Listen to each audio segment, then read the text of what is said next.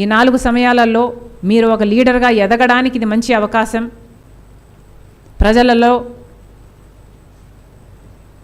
మీ పేరు నానాలి, ప్రజల మధ్య మీ ముఖం కనిపిస్తూ ఉండాలి, ప్రజల మధ్య మీరు పోరాటాలు చేస్తే నాయకులుగా ఎదుగుతారు.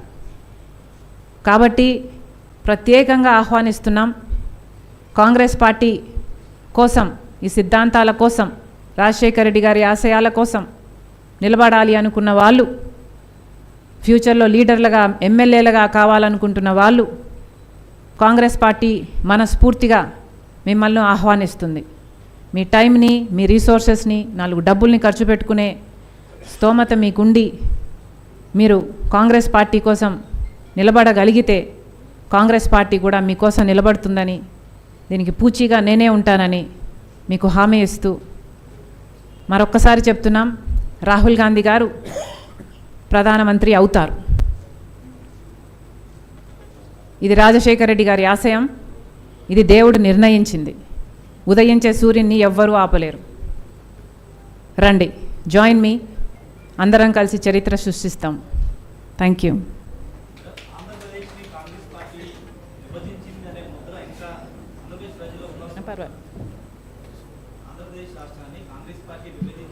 మన దేశంలో ఏదైనా ఒక పార్టీ చేసేయగలదా? బీజేపీ మద్దతు ఇవ్వలేదా?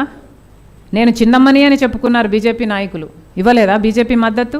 చంద్రబాబు గారు లేక ఇవ్వలేదా? ఎందుకండి మా మీద వేస్తారు? This is not right, this is not right. ఆ రోజు అందరూ కూడా అంగీకరిస్తేనే విభజన జరిగింది. కానీ దురదృష్టం ఏమిటంటే విభజన జరిగిన తర్వాత కాంగ్రెస్ పార్టీ అధికారంలోకి రాలేదు. ఆ రోజే కాంగ్రెస్ పార్టీ అధికారంలోకి వచ్చుంటే ఈ పార్టీకి విభజన హామీల్లో మొత్తం అన్నీ నెరవేర్చేది కాంగ్రెస్ పార్టీ. దురదృష్టం ఏమిటంటే రాష్ట్రంలో, కేంద్రంలో ఆ రోజు కాంగ్రెస్ పార్టీ అధికారంలోకి మళ్ళీ రాలేకపోయింది. అది ఇంకా సాడ్ పార్ట్.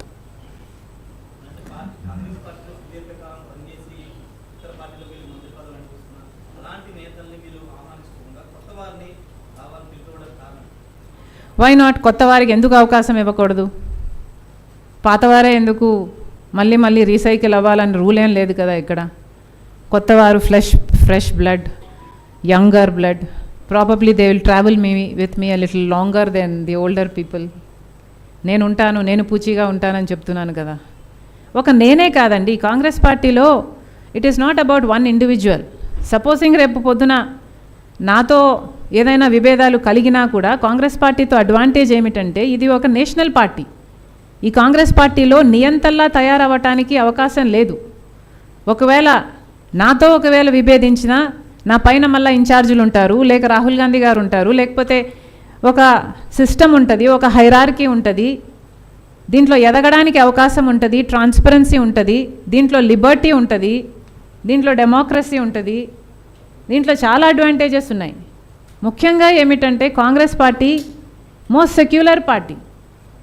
ఇక్కడ మతాలకు, కులాలకి అన్నీ సమానంగానే ఉంటాయి. డబ్బులు ఉన్నవాళ్ళు, లేనివాళ్ళు సమానంగానే ఉంటారు. భాషలు, ప్రాంతాలు ఇలాంటివి ఏవి విభేదాలు చూపరు. కాంగ్రెస్ పార్టీ ఎథికల్గా కూడా చాలా మంచి పార్టీ, మారల్స్ ఉన్న పార్టీ. బీజేపీ లాగా ఒక రైటిస్ట్ పార్టీ కాదు, లేక బీఆర్ఎస్ లాగా, లేకపోతే జగన్మోహన్ రెడ్డి గారి లాగా, లేకపోతే ఇలాంటి రీజనల్ పార్టీస్ లాగా నియంతల్లా తయారయ్యే అవకాశం కాంగ్రెస్ పార్టీలో లేదు. And that's a good thing.